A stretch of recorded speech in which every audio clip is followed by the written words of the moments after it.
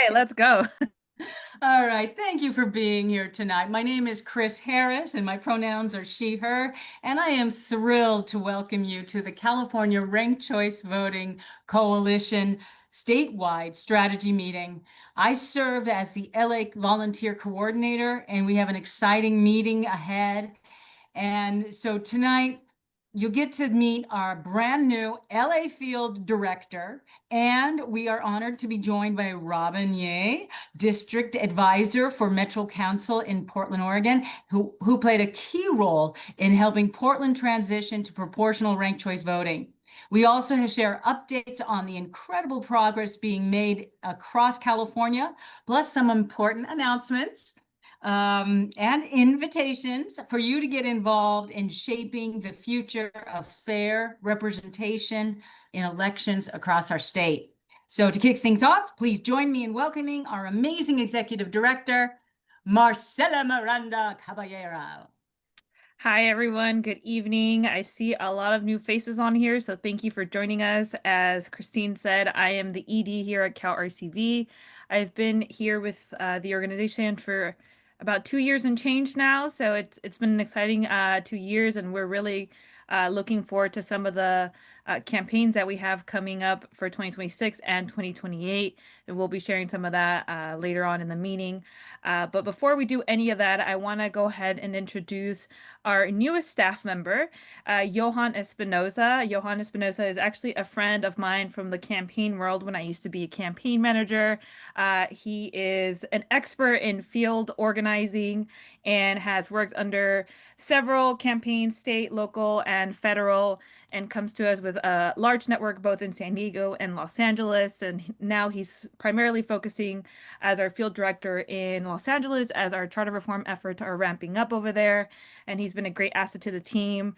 And we're just really excited to have him here. So I'll let him introduce himself.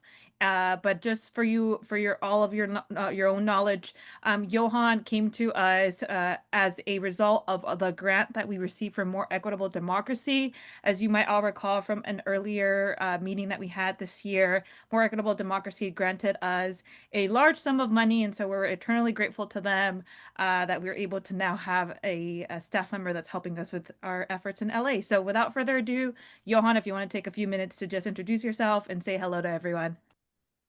Hello, everyone. I'm sorry about that, Pascuan. My name is Johan Espinoza, and I'm excited to be part of the team. A bunch of my history, a lot of my history is political campaigning. Whether it is through independent expenditures or direct candidates in Southern California, that contains LA,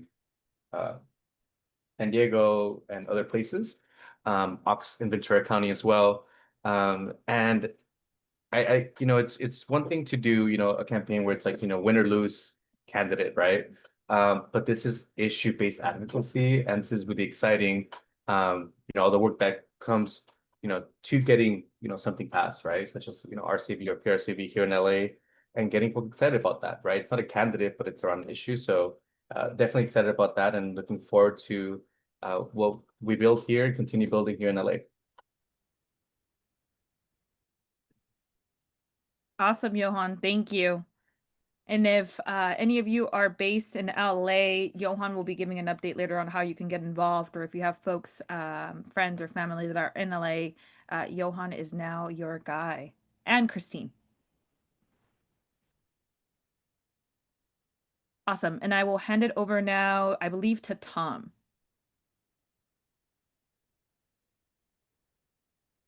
I don't know if Tom's still there. Wait, sorry. No, actually, I think this is Arash, right? I'm happy to talk about it. Not a problem. So we wanted to give you guys all an update. By the way, I apologize. I didn't introduce myself. My name is Arash. I run operations at CalRCV, and today I'm actually acting as your tech host, but I'll be speaking about some of the changes that we're making to our statewide meetings. So many of you have been accustomed to seeing this particular meeting, which is our quarterly update to you about our strategy and the type of progress that we're making throughout the state. What we've noticed is that we're essentially transitioning our focus as far as how we're delivering our updates, as well as how we're engaging various folks as far as our supporters and volunteers are concerned. One of the changes that you will begin to see is specifically with the statewide meetings, we will hold these now as needed as opposed to quarterly. And some of the updates that we provide as far as our organizational structure is concerned, the successes that we've had, where we need help, those will be moving to our all volunteers call that will be held every other month. And all volunteers call, of course, is the next one that we are going to hold on a regular basis. The next one that will be coming up is in November next month. It does replace most of what comes out of the statewide strategy calls. We'll provide org updates, specific volunteer needs or requests for opportunities, and then we'll hear from other volunteers as well. So the advantage of now having that part of the quarterly statewide content in the all volunteers is that you'll not just be hearing from us, you'll also be engaging with us as far as what you're doing as volunteers and where you'd like to get involved as well, or services that you think, expertise that you think you can essentially provide to the organization. We'll also be providing you with explanations about our new donor-only calls that will be held on a regular basis. And as I mentioned, the all volunteers call will be every other month. It will be about a 90-minute call since we have quite a lot of content that we'll be covering during those sessions. We're also going to continue with our intro and get involved. So if you meet folks who are interested in becoming involved with CalRCV and you'd like to introduce them about what is ranked choice voting, those sessions will continue. The purpose of those meetings is to meet new volunteers, learn about RCV basics, and what we are doing as an organization, what our main goal is of eventually bringing ranked choice voting to the whole state. This is a means of us essentially driving engagement for the grassroots efforts that we'll be doing. So that will be held about every 2 weeks or more, depending on how many volunteers we have who are actually making the presentations.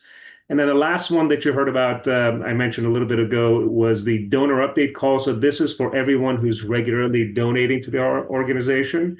And our purpose for that call now will be to provide, of course, org updates, but also focus on updates for funding for our top 5 initiatives. So where we're making progress, for example, in places like Los Angeles and Sacramento, how those funds are making a difference there and where we may need some additional help. That will be held on a quarterly basis, like I said, and you'll be getting invites for those where need be. Okay. And I think that's it. I will now hand it back over to Marcela for our guest speaker. Awesome. Thank you so much, Arash, for that lovely report and update. So now, without further ado, I want to go ahead and introduce our guest speaker, Robin Yee. Robin Yee is actually someone that I crossed paths with maybe about a year and a half ago or a little bit longer while doing this work. And he's become a really good friend and mentor on this journey, especially now that we're working on proportional ranked choice voting in the city of LA. He served as a charter reform commissioner during the whole journey of bringing PRCV to Portland.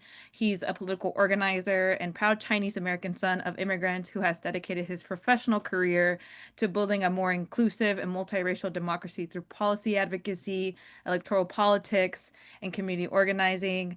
As I mentioned, he was a Charter Review Commissioner from 2020 to 2022, and he played a pivotal role as a field director at the Portland United for Change campaign, which successfully passed proportional representation in November 2022. He currently serves as a policy advisor at the Metro Regional Government in Portland, and he also brings a wealth of experience from his time as a political director, serving community-based organizations, and a chief of staff in the Oregon legislature. So I would love to welcome Robin, and just to tee up his conversation, I want you all to keep something in mind that has been going on over the last few months or maybe few years. It's been a long time coming. In the VRA on a national level, the Supreme Court is looking at repealing Section 2, which allows communities of color to change electoral systems It's basically racial gerrymandering. It has helped a lot of our communities of color, especially in the South, have representation. And so they're looking at repealing that in the very near term, which means that our democracy is at stake for our communities of color. It's why we need to be talking about proportional ranked choice voting now more than ever. And so we're going to have far-reaching implications for equitable representation in redistricting, local elections, and across democracy. So Robin will talk a little bit about that, and I will also talk about it during my presentation for LA later on. So without further ado, Robin, please take the floor.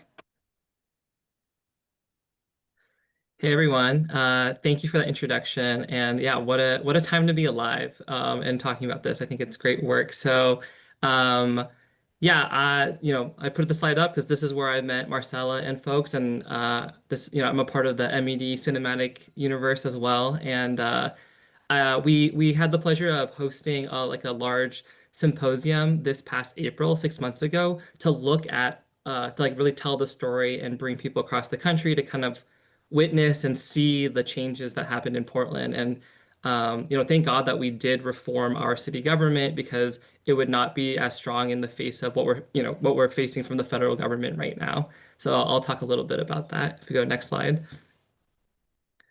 So, I was in your same position in terms of like sitting here on coalition calls, looking at statewide reform. And then we had this opportunity in 2020. We knew that Portland was going to seat a charter review commission. And so we took that opportunity.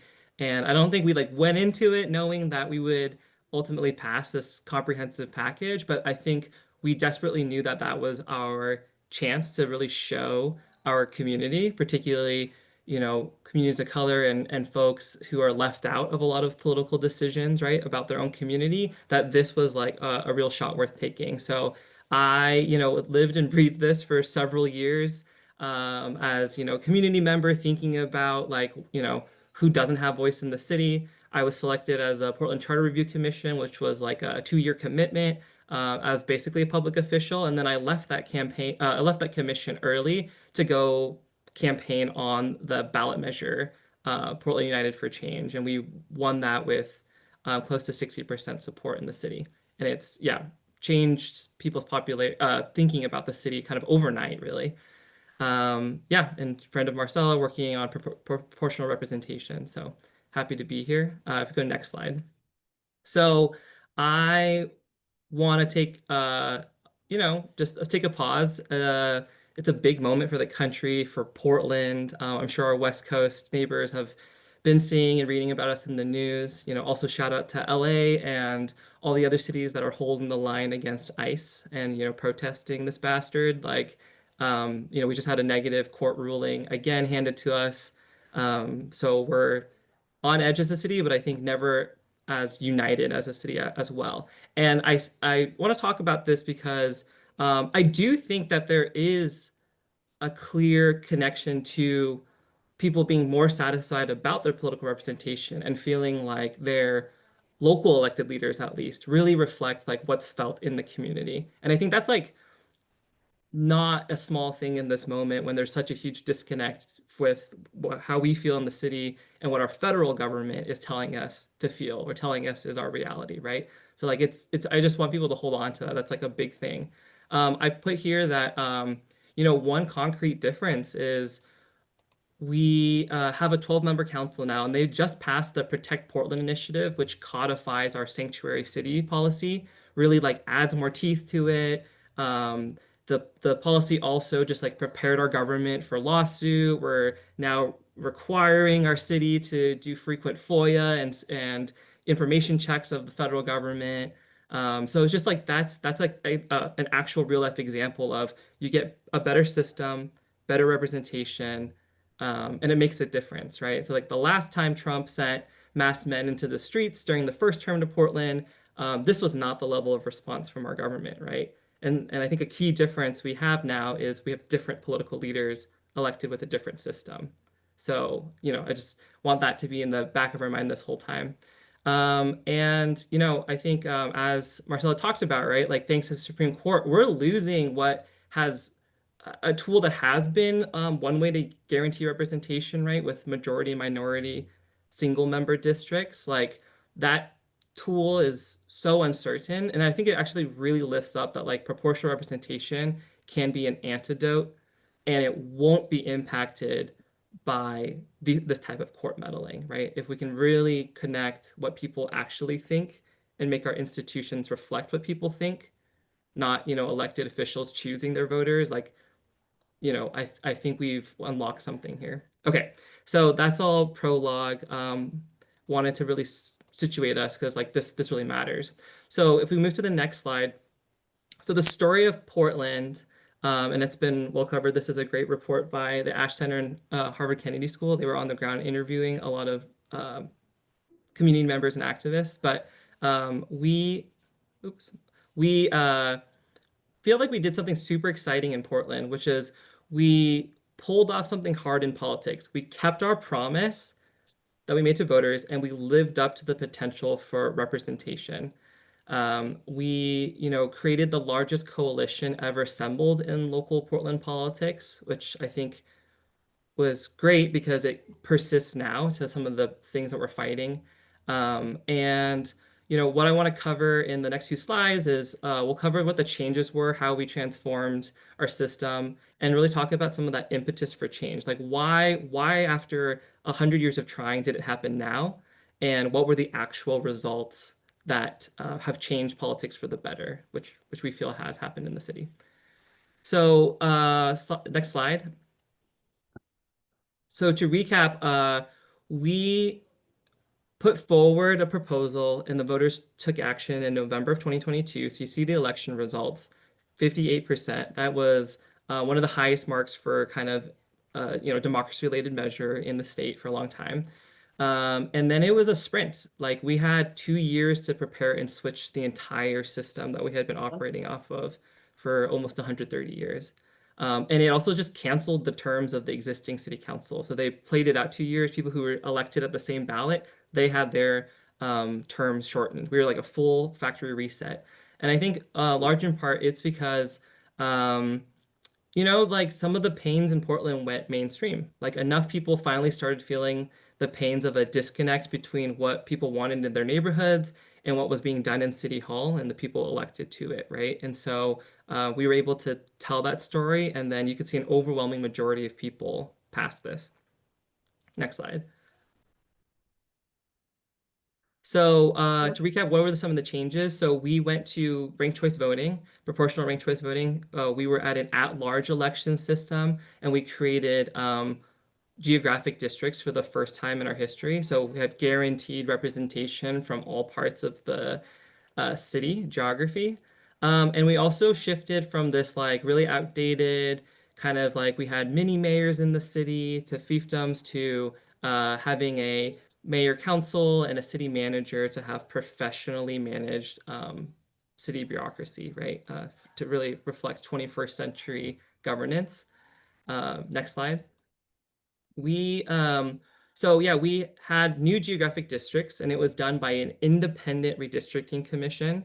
One benefit of multi-member districts is like you draw bigger districts and fewer, and so there's just less room to gerrymander, right? Like the impact of moving a line just like is diluted compared to if you have tiny districts, each like block, each kind of neighborhood you can pick off could have a really warped sense of what that, who gets represented and who wins elections and that, right?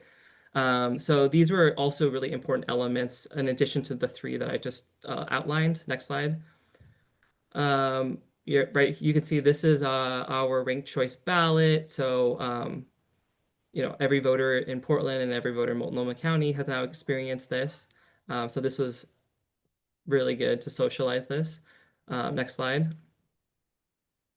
And we when you're thinking about implementation, right? Like we also did have a city-funded voter education and outreach program. We also matched that with private dollars, philanthropy dollars to make sure that everybody in the city knew, right? We didn't want to replicate a disparity where some people knew about the new system and other people didn't, right? So we put a lot of work into that. We do have a public financing system here in Portland as well, which really empowers small donors that are residents in Portland. So, right, we changed the system overnight, but it's harder to change all these disparities overnight, right? Like you can't do that. You can't do that in one election cycle. But we wanted to create a system where people could better represent their communities. So we had to make sure that there was a low barrier of entry for candidates, right? The whole point was to draw candidates who would run who otherwise, wouldn't have had the chance under our old system, right? But had really valuable things to offer. Robin, I have two questions for you. Great. Our co-founder is asking, did Portland City Council put the reforms on the ballot? And then Chris just asked, was there a rule that candidates could only run to represent their own district? Yeah, great question. So, Portland City Council did not put the reforms on the ballot. The beauty of our system was when we, as a Portland Charter Review Commission, so we were just, residents of the city, we weren't elected officials, but we worked on this for 2 years. If we had a supermajority of like 16 out of 20 of us, we directly put the reform on the ballot. We did not let those elected officials dictate how their election should happen. So that is like a feature of ours. That was cool. And then yes, candidates had to be residents of the district that they run in. But we elected 3 members per each district for a 12-member council. So we have 4 geographic districts, and then 3 people are elected in each of those districts in a proportional way. And I have one more question, just because, LA has somewhat of a similar public financing system that they just started not too long ago. And, one of our arguments is that their dollars are gonna get further with multi-seat RCV. So have you seen that in the work that you've done and since I guess bringing PRCV to the city? Yeah, that's a good question. And some of my later slides really talk about the like how elections changed and how it felt. But like categorically across the board and in really like people feel this in the city. Yeah, like the barriers were lowered. People could run. There was more collaboration in campaigns, so positive campaigns. People really love that. And yeah, you just like the win number was different. Like the win number was like 20 to 25,000 instead of like 180,000, right? So that's just like that cost 10 times more to talk to, 5 times as many voters. And so it really did make like our politics was approachable. People actually thought that their vote mattered because it really did, right? It wasn't just the richest people or the richest neighborhoods decide, which honestly was kind of the case beforehand. Thank you for that. Yep. Okay. So to the question, yeah, so all of these, there's a comprehensive package that was sent to the voters. So these parts that I'm outlining were in there. Like the top line was that first slide. So it was multi-member districts, ranked choice voting, and a city administrator. That was kind of like the core caption. But a lot of these things were like, this was a charter change. So it was a constitutional change. Not every detail was in the charter, of course, right? Because like it's not like full policy, but yeah, it did name independent redistricting. It did name proportional and when the election would happen. That was in the charter, and it was a single package. Yeah. Okay. So let's go next slide. So I mentioned this earlier. Our charter review commission, so it's 20 members jointly appointed by the city council. We represented, we were pretty accurate in demographic representation. 12 out of the 20 of us were BIPOC identifying. Like again, like remember this was like November, late 2020. This was appointed. So think about that world back when people would pretend to care about DEI and all that stuff. So that was the push, but it was every age group from like their 20s to 60s was on this. Every pocket, every neighborhood had representation. Like it was a really good spread of 20 people. And then we had our own independent power to refer to the ballot, right? And I want to say that like through really hard work and 18 months process and like the largest community engagement project that the city had ever done, we ended up with our first draft proposal. It was unanimous. Like 20 out of 20 people agreed on this. Like that's really hard to do because each of them could be fully empowered to vote however they wanted, right? And the final vote to refer was 17 out of 20, right? 85% agreed. And like we did not know each other before this. I sincerely doubt any of us really understood what proportional representation was when we started. Like this was an act of listening, an act of, collaboration. So, we were more supported than politicians, and we had 18 months to do this. Oh, next slide. Yeah, and this slide just really captures like this was the level of community engagement that we committed to as volunteers, and that we were backed by our city to aid some of the staff, and we worked with, this is how we built the largest coalition ever, which is like literally trying to go talk to everyone. So we like, made over 100 public meetings and hearings. We did over 133, briefings and presentations like this. So I think it was in the spirit of what we all, I think as organizers on this call, like dream of, want for our communities each time. Next slide. Okay, so now I'm going to talk about like the nitty gritty. I talked about like what happened, right? What were the changes? I wanted to now talk about like what was that impetus for change? What were we hearing on the ground that led the Charter Commission to be like, this is the direction we want to go? So, we had an at-large system that was broken, right? We had too small of a council for our size. And in an at-large system, as many of you know, right, it's like the same majority can elect every seat.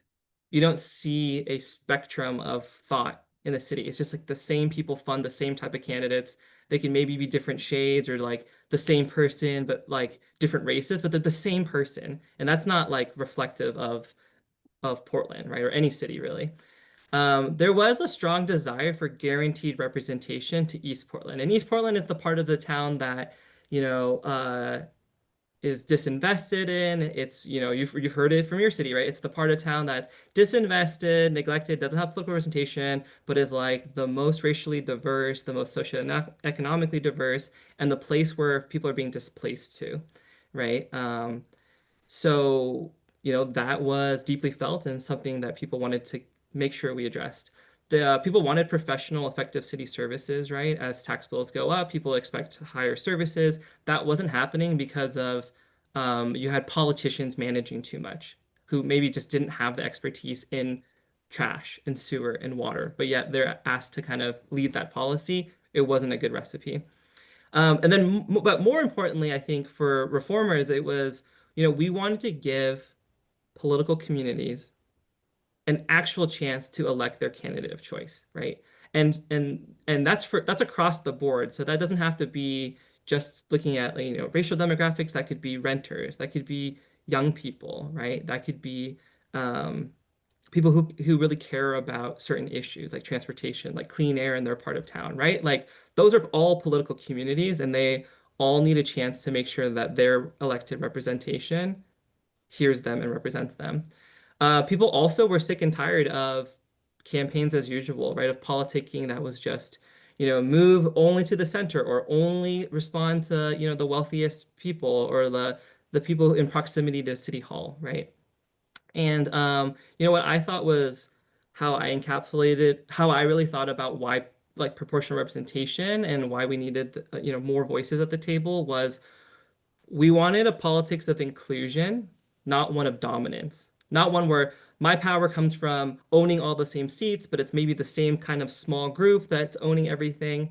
We want to include that. And you're not, the group that used to have all the power still exists in our city. They still are part of our politics, and they should be, right? Like there's a reason why they're a strong voice. There is credible, but they're not the only ones there, right? And voters previously only had the ability to say accountability is just throw the bums out, but the same system would then elect more or less a similar person, right? Or just like similar enough where you're not really moving it, but that's the only tool people had is like throw them out or put a new one in. But when we switch to proportional, it's like, okay, now, like if your community represents, in this Huh? case, 25% of Oh, the community, then hello. you should get 25% of the All seats. right. James, do you mind muting yourself? Oh, Thank there you go. If that makes sense, right? So I want to move to the next slide to really graphically show this to you. So what you see here is these are like the neighborhoods, precincts in Portland. Okay, so this is city proper, and this is looking at basically at like your precinct, do you get your way in the election? If the majority of your precinct voted for a candidate, did that candidate end up winning? So you can see the greener your neighborhood, the more oftentimes you win. The more orange and red you go, the more your candidate of choice that your area voted for lost that election. Okay. So this is looking at 9 elections from like 2020, looking back like the decade.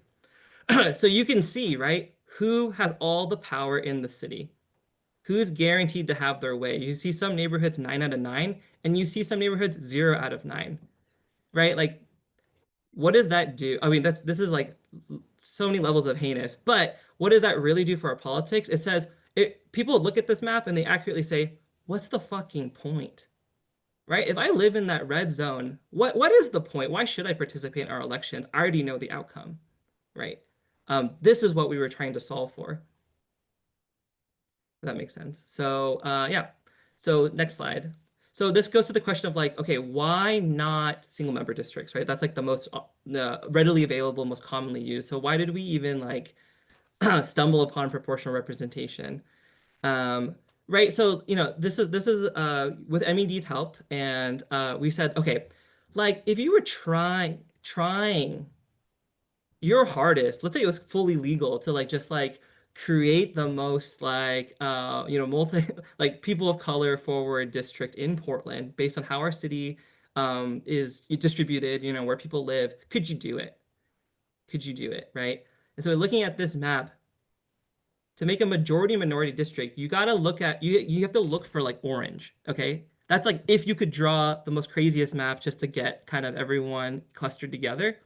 So if you look at this map, you don't see orange, right? It is like demographically impossible because we don't have how do you put it? We don't have deep segregation by race in our city to the point where you could draw a majority minority district, right? It just isn't in the cards for our city, right?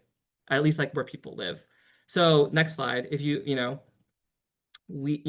so if you try to do a 5 district map, the best you get is, this yellow. Still not orange, right? Doesn't give you kind of a majority minority chance, but, in a 5 district map, this is what the best you could do. This is like optimizing for highest POC. Let's just, assuming that they all vote the same, right? So next slide. So if you do this, trying to make 7-member district, you can't. In fact, you go backwards. You get like the whitest district possible when you do this, that blue, right? Next slide. So you keep trying to do this exercise. I think you get the point. You just can't do it. Okay. So that was like a sobering moment for the people who are just like, just adopt the thing that every other city might have, right? And I think like to folks I know in LA, like this speaks to you, right? It's like you could do this with different, different types of demographics. And we use this this is explicitly about citizen voting age population that is people of color, but we had all of these slides also for like but broken by age, by owners versus renters, by socioeconomic status, right? Like all of these things, by transit users and stuff. So you just really couldn't make single member districts where your community that you might care about that desperately needs more political voice could fight for a seat. It just wasn't in the cards. And now you have to overcome Supreme Court scrutiny, even if you're trying to do this, right? So like, it's a path forward. Okay, so next slide. I want to tell you about, like it's all good in theory, but like, does it actually produce results, right? And so, one election doesn't make a data point, but man, one election can really make an impression, right? So when we look at our when the charter commission that was on, when we talked about the experience of government in Portland, we had a North Star that was like, what does it look like? What's it gonna sound like? What's it gonna feel like to have a government that is more accountable, equitable, efficient, and reflects the city, right? And like honestly, this is pretty good. Like this new council shows diversity in all these different forms. I want to go to the next slide. And so this is an excerpt from our local NPR affiliate, right? So You know, it shows diversity in all its forms. Age range 28 to 70. Half identified as male, half identified as female. 5 out of 12 identified as LGBTQ. There was the first millennials were ever elected, several of them. We had like Gen Z border, like a 27-year-old like elected. Like it just like by just like basic descriptive representation counts, we also hit it, right? And that's in tribute to the system. So like for me again, to reiterate, like proportional representation doesn't aim to change what's believed in your town, but it's to elect a government that reflects the viewpoints that do exist. We're trying to cut down on that delta, that difference between what people actually think and what their government thinks as a result, right? Um, the same people who are elected, they're still there. There's some people, one city councilor, for instance, was in the previous city council. We canceled his term early. He was also elected into this new council, right? So his people still got their way, but like he's not the only type of person that gets elected, right? They're just not the only ones there. And I also would say that like, oh yeah, and like on ideology, you have 4 prominent members of the Portland Democratic Socialists of America and 4 people who were like backed by the police union, and like half of the council was backed by, or like, 8 out of 12 were also supported by the business chamber, and like another like 10 out of 12 were also supported by labor. Okay, so like there is a spectrum there. And I also say that like very few candidates in the field, and we had a large field and a lot of prominent candidates, like none of them, no competitive candidate ran on a platform against this new system. So like not even our biggest haters, which there are many, right? Because they lost a lot of power in the system. They didn't even run on an anti-charter campaign, right? They didn't really say the problems is this change. So, I think that was a notable data point as well. Okay. And then I want to talk about the experience of elections. I know there's a lot of campaigners here. So if we go to next slide. Um, I wrote an article for Fair Vote, which I'm not trying to self-promote, but I think it was trying to outline how did elections feel different, right? Like I'm a campaigner. I was running for Portland City Council for 9 months before I dropped out. So like I was actually in this mix too. Like some of the takeaways from like how campaigns were run is like the overall satisfaction with Portland politics was very high. Exp Especially in comparison to the experience like what we're at the federal level and like other elections, okay? Because the Portland City Council was different. So like this was like maybe the number 1 comment that we would be getting from like all surveys, like on the doors. It was just like, wow, like, man, I'm feeling like fucking depressed about our choices in other places, but like, man, do I feel like like we have a chance, right, with this new system. So, gatekeepers had less control, more candidates were running. More issues were at play. So no longer did you just have like the biggest newspaper saying, the only things that we should be talking about are these 2 things because this is what I've decided the election's about. Like every issue is on the table because there are pockets of people who deeply care about issues and they had like a chance to make more endorsements, Slates really mattered and like because, you're asking for second and third and fourth choice votes, conversations go on longer and it's just like there really wasn't negativity. In fact, I would say there's probably maybe too much kumbaya on the first round. I was like, sometimes guys, you do need to differentiate yourself a little bit. But overall, that's like pretty good for the voter. Collaboration was definitely incentivized. So, and I'll end with this last slide, which was, arguably the most important people's opinion are the voters themselves. How did they like it? So like we did comprehensive polling on Portlanders after, and 91% of people said that they understood how to fill out the ballot. Okay. And when we did, even further public opinion surveys, it was like close to 90% of people were satisfied and improved satisfaction with their elections. And 89% said there's somebody on city council that I feel represents me. Okay, that is like the golden nugget you should take away. Okay, we had a system where at least 49.9% of people are like, I'm in one of those red neighborhoods, right? That never gets my way. Like guaranteed to where like 90% of Portlanders a few months after the election where like I see someone on there that like gets me, okay, right? And it was something like mathematically, it was like 90% of people had 90% of people had somebody in their top three rankings make it onto city council, right? Like that's huge. Okay, so those are my slides. I'm happy to take any questions and I can look back at the chat. Thank you, Robin. One of the last questions that we were asked here from Tom was, who were the notable opponents to the reform ballot measure? What were their arguments and how did the pro campaign respond? And I assume that you guys still have haters even now. How are you Yes. responding on the ground to that?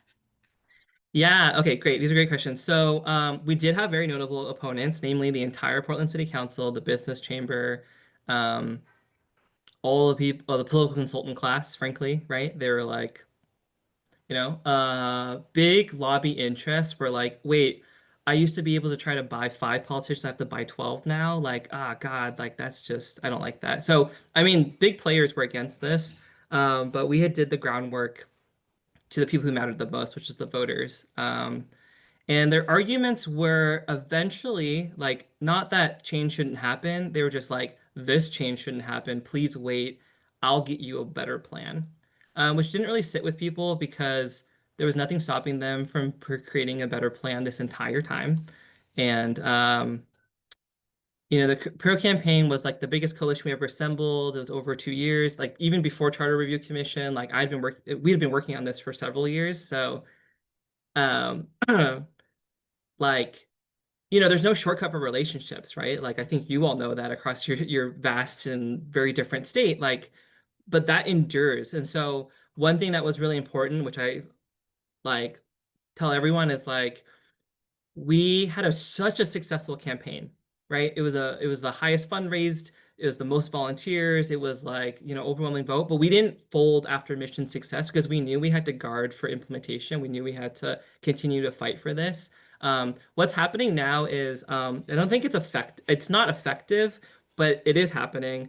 What you said, like the opponents never gave up the fight, right? Credit to the conservative or whatever, like not people not with us. They're often also just as kind of persevering and consistent with their campaign, right? They can think of it as like, oh, I'll fight this for decades. But like they're just waiting to say every time there is anything that's wrong in the city, the president sends National Guard. Let me tie this to charter reform. Let me tie this to like, oh, we're being targeted because we're different. Like, I swear to God, at a certain point, our joke across the city was like, ranked choice voting killed my dog. Ranked choice voting, ate my homework. It was like that level of like kind of everything. My wife divorced me because of ranked choice voting was like that was the comedic level of they'll keep trying. They'll throw everything and they hope that like somebody over here was listening and they're just like, sure, I'll blame that, right? Unfortunately in our politics right now, people are looking for a scapegoat. They're looking for someone to blame. It's literally very effective, right? We have a whole federal government that gets off on doing this. So so we continue to guard against it. Awesome. Thank you so much, Robin. Do we have any other questions? I think we probably have time for one more. I have a question. Can I ask it? Yes. How has constituent services changed from before PRCV versus after?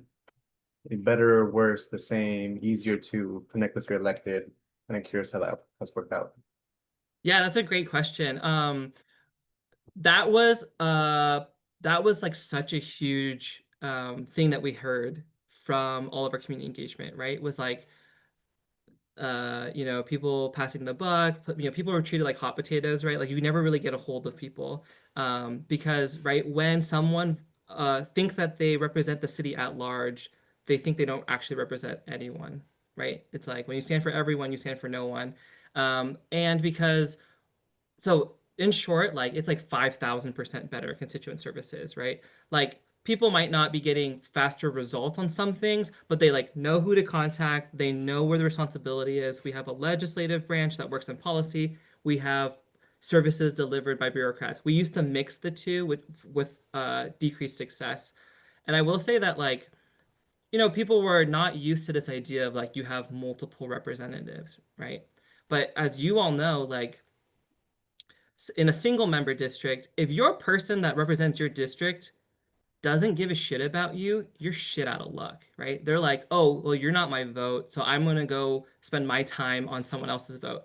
But with our system of, if like if you represent a third of the district, you get a third of the power. Like, but one, someone is always attending to the people that brought them to the dance, which is good. That's actually a good form of politics, I think. And then they have to collaborate together, right? Because these are the three counselors. We've just seen like an uptick in they work together to solve problems. They host more joint town halls. It's just like the level of presence in the community has like just like you could just count the number of town halls and engagements and like cross joint events and stuff has just made Portland's access to their government much higher.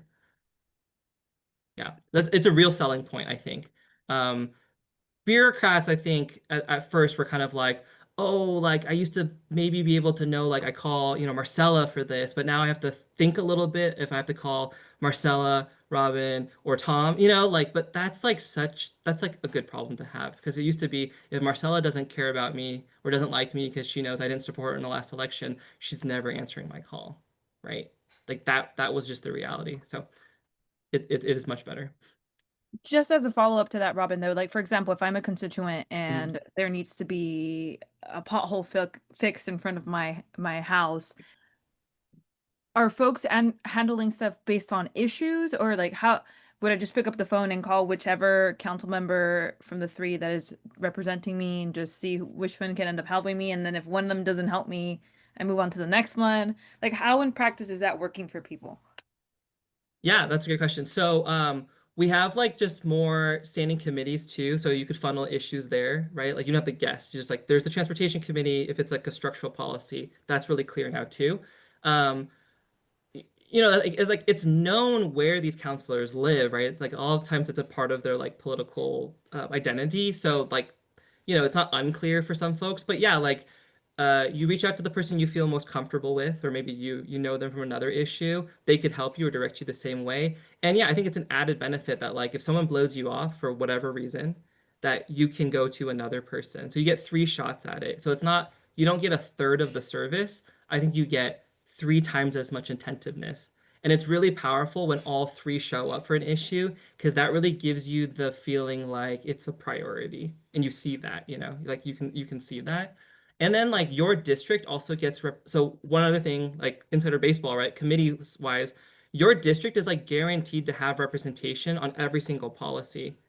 Whereas if you have single member districts, it's like depending on like what people's assignments could be, you could have a whole part of town that's like not involved in like transportation or police conversations just because your counselor happens to not have that like background, right? Or doesn't spend time at City Hall thinking about that. But your district will always have a team member, if you will, on every single issue. And I think that is actually playing out to be quite beneficial. I hope that made sense. No, Like that's that governing, but that makes sense, and we're getting a lot of questions about that in LA specifically. So I'm sure you and I can talk offline. But we're actually over time, and we have a few other things on our agenda. So, Robin, if you want to take the time to maybe answer two more questions that are on the chat, directly via the chat. okay. But thank you so much again for joining us. I think this was really helpful for many of us that are working on the ground in LA, but to our volunteers as well, as they, get ready to start something in their respective localities. Yeah, thank you so much for having me here. I continue to be a resource at service to you all. So, you know, make sure that this slide deck can be distributed, my contact. I'd be love to be a resource for your community or get you in touch with the right person to learn from what we're doing in Portland. Um, Awesome. yeah, Thank thank you. you so Thank much. you, Robin. Keep up the good fight. Awesome. All right, Arash, can we get the next slide going on? All right. So speaking about PRCV and having such a powerful guest speaker today, we are going to be talking about PRCV in LA. So I'm going to pass the floor now to Johan, our field director, and Chris, our volunteer lead in LA. Hello, everyone. Johan here again, and I'm going to talk more about the Charter Commission side of things. And correct me if I'm wrong, Chris is going to do more of the volunteer activities that she's been leading since before I got here. So thank you, Chris, for holding it down for all of us. But in regards to the Charter Commission meeting, you know, Marcela and Mike have presented twice already um, to the commission. The first one was late September, and that was kind of like, what is PRCV? How could look like in LA? And kind of educating the commissioners or the subcommittee about that. And that presentation is actually on our website. So we go to calrcv.org, we go to Los Angeles, it's on there. Also, I'm sure we're gonna put the next presentation online as when it's available. And we talked, and Marcela and Mike talked more about the different potential maps, right? Different configurations of what if the city's council got expanded, what it could look like in the city of Los Angeles. And there's other presentations, from academics, kind of supported. PRCB would be like the best model for LA. So those are very interesting things that have happened. We do have a petition going on, and I'll put the link in the chat. So if you have any folks from LA, City of Los Angeles, that would support PRCV, please send them that link. We're trying to also show commissioners, city council members that this isn't just a top-down situation. It's the community wants this, right? Community wants to see something different, wants to see a change. They want to feel represented, right? 15 council members for a city as large as 2.2 million people. It's kind of, a lot for one council member per district. So I'll put the link down there. We're going to continue going to Charter Commission meetings to make sure that, PRCV is on the top of their agendas, and to make sure that, study it further and make it a recommendation for when they finalize recommendations next year. And Chris, if you want to do on the volunteer side with the events. Yeah, absolutely. Hi, thank you.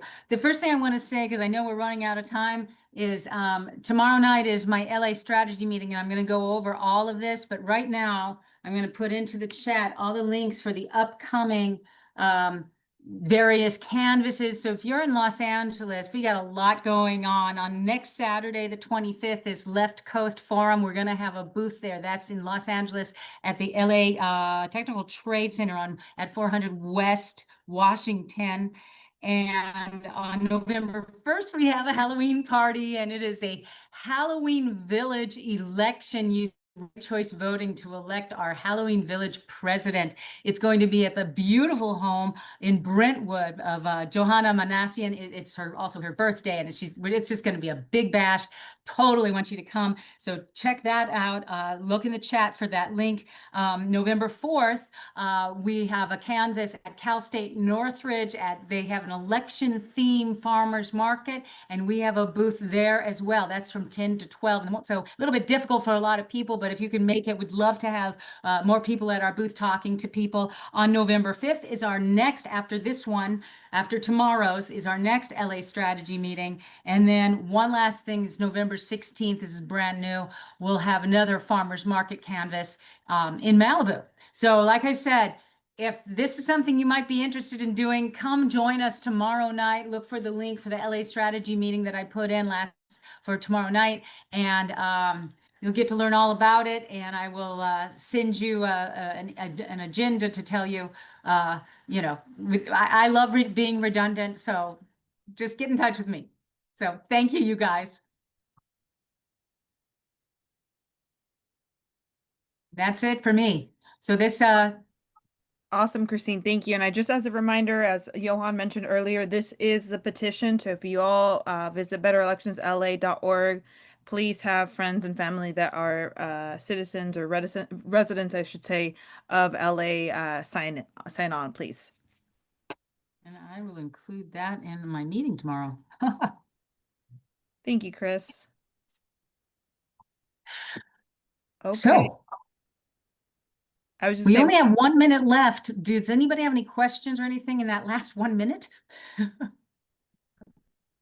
just real quick, I will give an update on Sacramento. If you are in the Sacramento area, our Better Ballot Sacramento campaign has just received funding from our national partners, Fair Vote, and they will be hiring a field organizer / field director. So if you know of any candidates, please reach out to me, send over some resumes, and we're gonna get the process started in the next few weeks. So things are looking great for Sacramento, and they have a lot of momentum going on right now.